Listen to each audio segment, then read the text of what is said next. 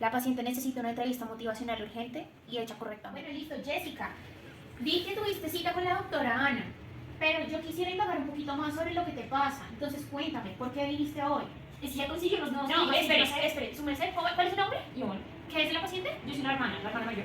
Bueno, señora Ivonne, su merced, déjeme primero escuchar la versión de la paciente y ahí sí la escucho, ¿listo? Entonces, Jessica, cuéntame, ¿por qué viniste? Porque mi hermana me trajo. Y cuéntame, ¿por qué te trajo o qué?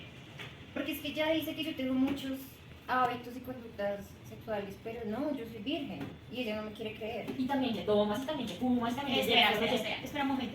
Y cuéntame, ¿y alguna de esas cosas es cierto? ¿Alguna de esas hace parte de tu comportamiento habitual? Pues sí, o sea, yo tomo un poquito y o sea, fumo, pero pues cosas naturales, sí, o sea, pues marihuana, o sea, eso no hace daño y como de Eso es lo vez que en dicen cuando. todos, o sea, Doc, usted tiene que entender. Espera un segundo.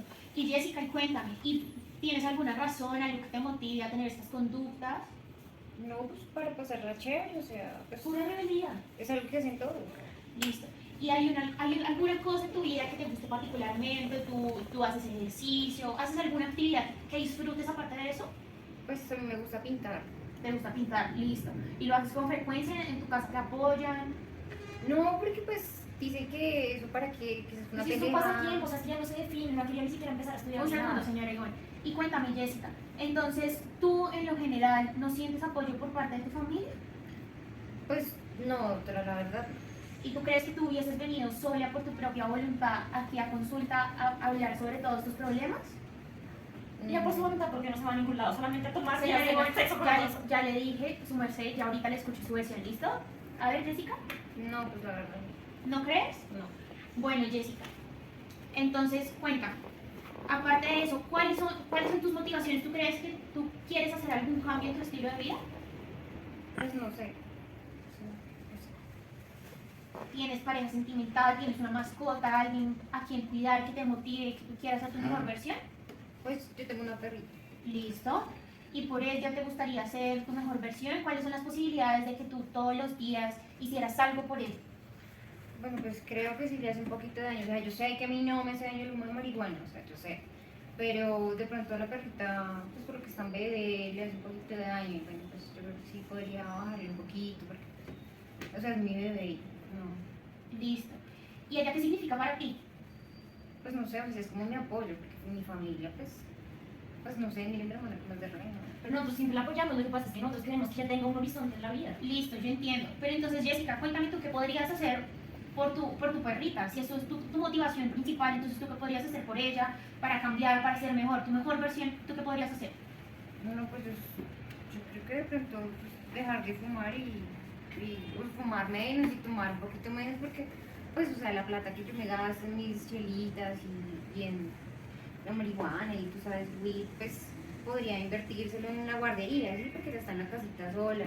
Sí, porque ya nunca le pone cuidado. Listo. ¿Y cuándo crees que tú podrías empezar a hacer eso? O sea, ¿podrías hacerlo de a poquito? ¿Tú crees que podrías hacerlo de una vez? ¿O cuál es tu compromiso? Hagamos un compromiso. De una vez no, o sea, así súper fuerte, no.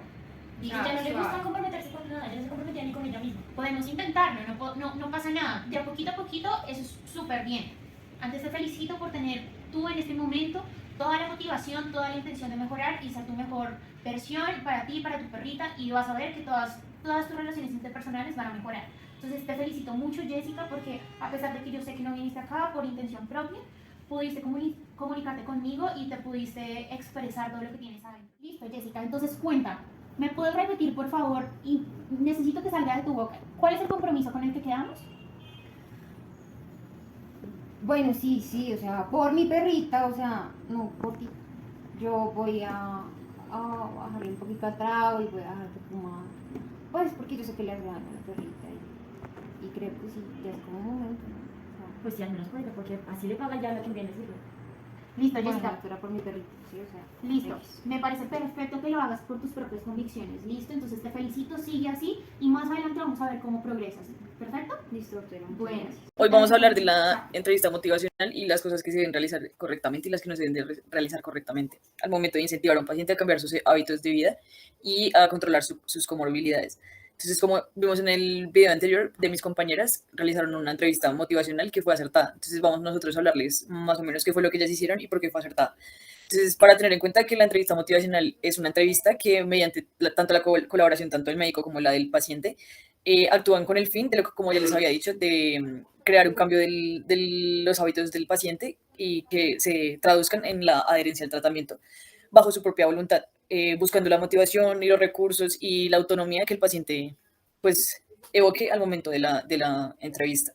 Entonces hay que tener en cuenta las características de la entrevista motivacional y que se vieron reflejadas en la entrevista que realizaron mis compañeras previamente, que es que sea cooperativa, que sea evocativa, que sea respetuosa con respecto a las razones que tenga el paciente. Entonces, cooperativa, como ya vimos con el ejemplo anterior que realizaron mis compañeras, ellos intentaron como integrar todo con respecto a lo que le evocaba al paciente para llevar a un cambio como tal de la conducta. Pero ellos nunca interrumpieron al paciente, nunca le dijeron que eso no se debía hacer, entonces esto es importante. Otra es que es lo que es evocativa, que hace que el paciente, que aunque no esté motivado, el paciente pueda cambiar sus propias metas, cuestionándolo de una manera no intrusiva, sino haciendo que él mismo se cuestione por qué sus hábitos alimenticios, sin necesidad de emitir un juicio. Y que sea respetuosa con la autonomía del paciente sin decirle que está mal o que está bien, sino haciéndole cambiar de perspectiva, realizándole más preguntas que lo lleven a cambiar pues su pensamiento. Entonces, ya para seguir hablando como de la entrevista motivacional, hay que tener en cuenta que tiene unos principios y que son 4 los principios. El primero, que es evitar el reflejo corrector, que consiste en que... Otra vez diga, el reflejo corrector. Bueno, que es evitar el reflejo corrector, que consiste en... Pues el reflejo corrector, digamos que nosotros a menudo, o el ser humano a menudo lo que intenta hacer con cualquier situación que se presenta, es ejercer esta intuición de corregir y de llevar a la persona por el lado correcto. Entonces, nosotros debemos evitar esto porque muy probablemente si nosotros llevamos al paciente por el camino correcto del cambio, o es muy probable que el paciente no tenga como tal una aceptación, precisamente por... y además si es un paciente ambivalente, porque cuando es un paciente ambivalente, él, digamos, cuando yo le estoy diciendo cuál es el camino correcto, él me va a decir no es para tanto, o realmente no me va a seguir el camino correcto, por decirlo de esa manera. En cambio, digamos, si yo ya salgo a la contraparte de decirle al paciente la resistencia al cambio, él ya me va a dar su posición, gracias pues al efecto ambivalente del paciente, su posición positiva para el cambio y me va a llevar al buen camino. Cuando yo hago eso, hago que el paciente decida irse por el cambio y no lo estoy llevando yo hacia el cambio. ¿Sí? Que lo estoy ayudando indirectamente, pero él lo está decidiendo.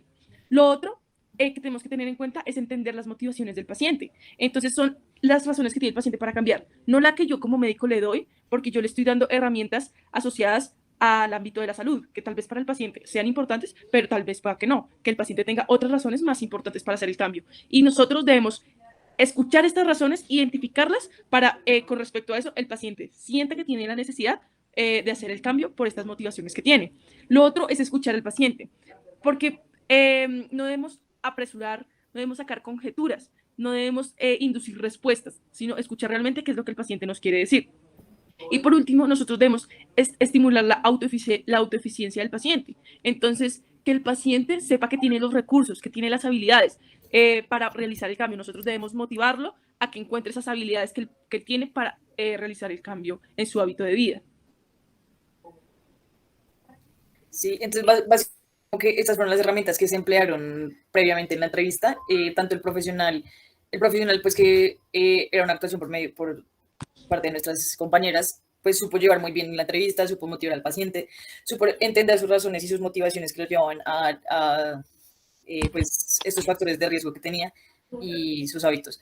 Entonces es importante tener en cuenta esta entrevista motivacional para tratar al paciente íntegramente y no solamente tratarlo como si fuera un diagnóstico, que probablemente si nosotros de esta manera, aplicando la entrevista motivacional, el paciente no sea adherente al tratamiento, no llegue descompensado a la próxima consulta y nosotros sigamos más bien creando un círculo vicioso en el que va a ser en pro de la enfermedad, sino que vamos a hacer más bien una iatrogenia por mala práctica, pues no tanto médica, sino más bien a nivel personal y de tratamiento el trato persona a persona. Entonces, bueno, por esto es importante la entrevista motivacional.